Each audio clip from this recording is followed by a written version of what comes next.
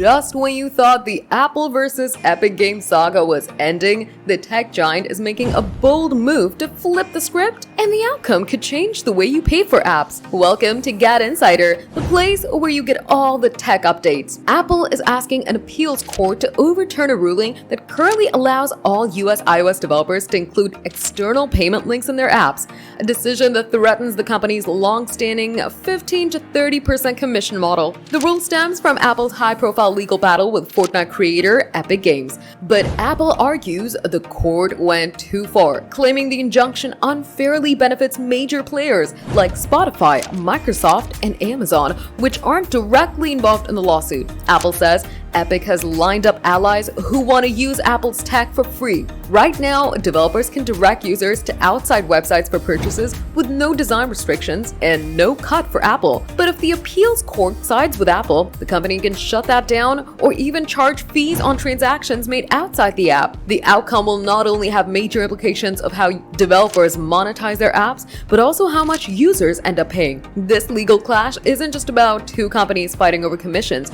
It's about the future of digital marketplaces, developer freedom, and who controls the trillion-dollar ecosystem of mobile apps. Stay alert, because what happens next could hit your favorite apps, your subscriptions, and even your wallet. What's your take on this? Drop your thoughts in the comments, smash that like button, and subscribe to GadInsider. Hit the bell icon so you stay updated with more tech news.